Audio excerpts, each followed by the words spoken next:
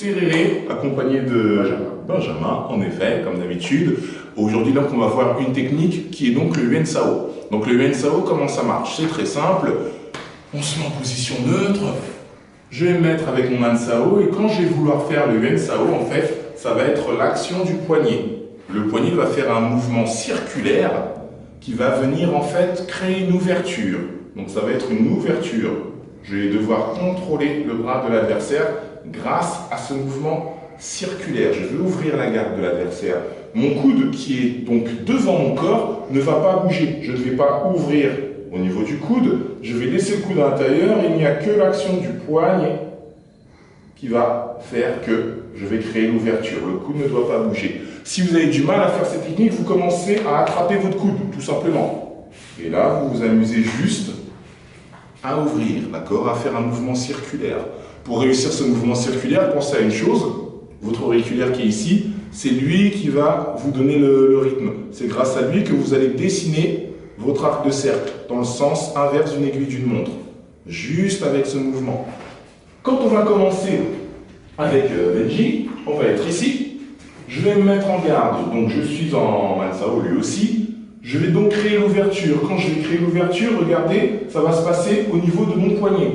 Je vais venir ouvrir, et quand j'ouvre, regardez, je garde un contact, ici, d'accord? En aucun cas, je ne vais lâcher le contact. Si je lâche le contact, ça part. Pareil, normalement, c'est sûr, comme c'est circulaire, ici, il va pouvoir en fait faire un crochet. Si je lâche, boum, c'est pour ma pomme. Mon but pour moi, ça va être de mettre une direction. Je vais induire une direction.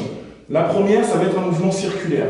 La deuxième, ça va être la direction diagonale avant. Je vais donc garder le contact grâce à mon poignet. Mon poignet qui ici va pousser sur son avant-bras. À partir de là, même s'il donne le crochet, je peux venir contrôler. D'accord? Mon but donc, ça va être de faire l'enrouler, de venir ici garder le contact et de presser vers l'avant. Il y a toujours une pression vers l'avant.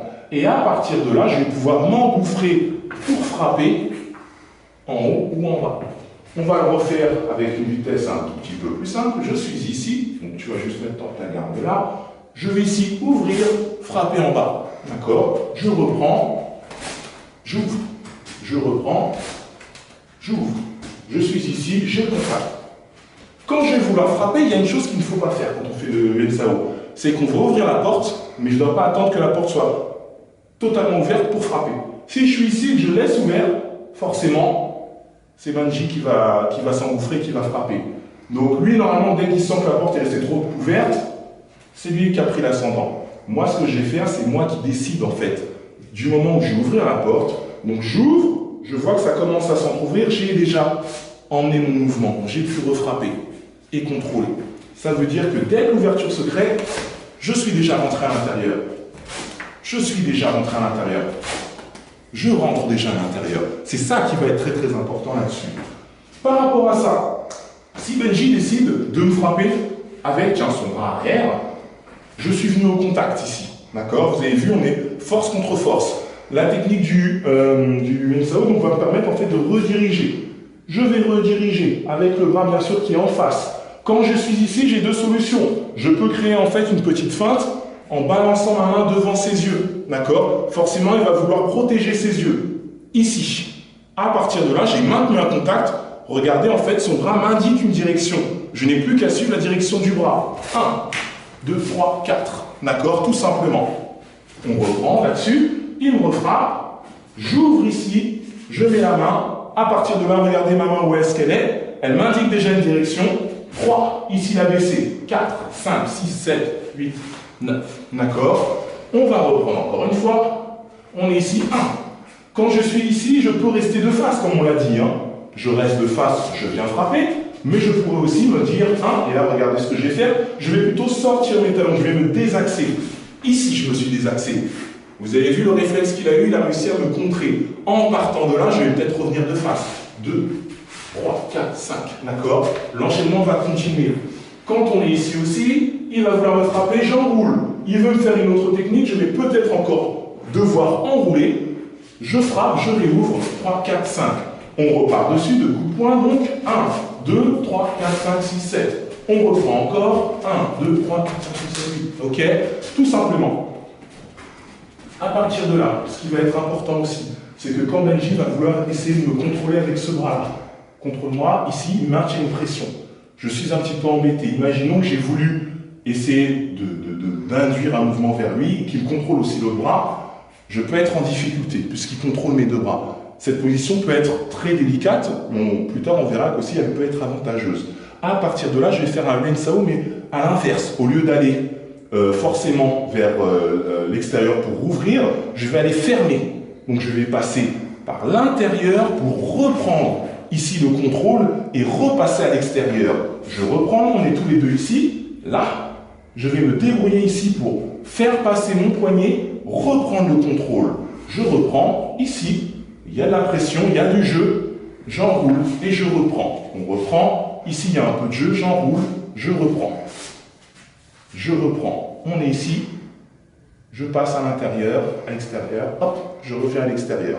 D'accord? Tout simplement. Ça va être très important s'il me fait un contrôle un peu fort.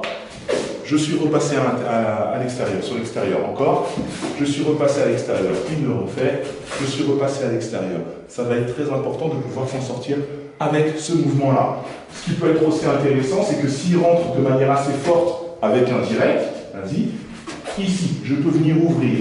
Je reprends, j'ouvre ici, d'accord? Je reprends encore une fois, j'ouvre, je repasse en première.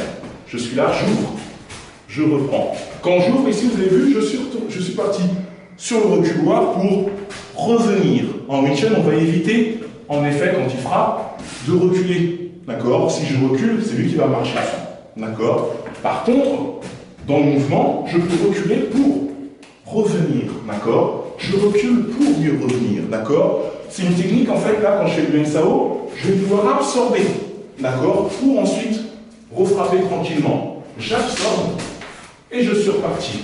Je l'absorbe et je suis reparti. Pareil, je peux aussi créer des ouvertures. Si on est ici et que cette fois-ci, c'est moi qui contrôle Benji. On est ici, donc on va lutter, on va avoir du mal. Je vais devoir libérer. Ici, il est fort. Ici, il est fort. J'ai du mal. Je vais donc changer la dynamique. Au lieu qu'elle soit directe, elle va être circulaire, la dynamique. Ici, je suis passé pour enrouler. Je peux venir frapper.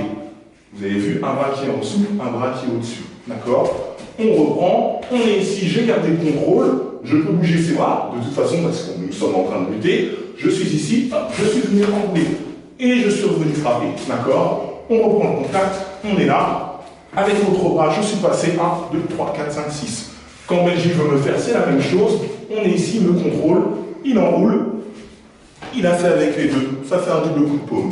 Ici, il me contrôle comme il veut. En effet, il est passé sur l'extérieur. Le mieux quand vous faites le Yuan Shao, c'est d'avoir les deux bras qui vont essayer de se décoordonner. D'accord? Vous allez essayer de faire en sorte qu'ils soient libres, qu'ils soient indépendants. Je suis ici. Mon premier bras va par exemple faire l'ouverture, je vais frapper, l'autre va frapper. D'accord? Quand je suis ici, je reprends, je pourrais faire une première ouverture où je me suis décalé, je peux enchaîner avec une frappe, j'ouvre encore une deuxième, 2, 3, 4, 5. D'accord?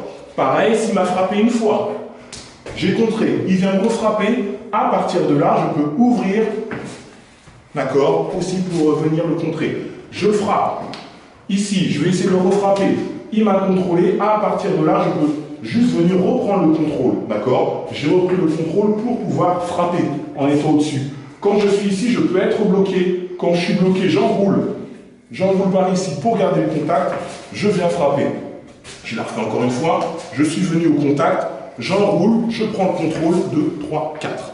D'accord? Tout simplement. Donc voilà un petit peu pour le Yuan Shao, mouvement donc circulaire qui va me permettre de créer des ouvertures, ou quand je vais me remettre le bras au-dessus du sien, garder le contrôle. Et ces techniques-là, vraiment, sont des techniques très importantes pour faire de la déviation et de l'absorption. D'accord? On ouvre, on frappe. Je ferme, je peux venir frapper. Je viens fermer, je peux venir frapper avec le même bras. D'accord? Voilà pour la technique. Je vous remercie. Merci. Au revoir. Et n'oubliez pas de partager la vidéo. Et de liker, par exemple, aussi la vidéo. Ce serait sympa. Merci bien. Au revoir.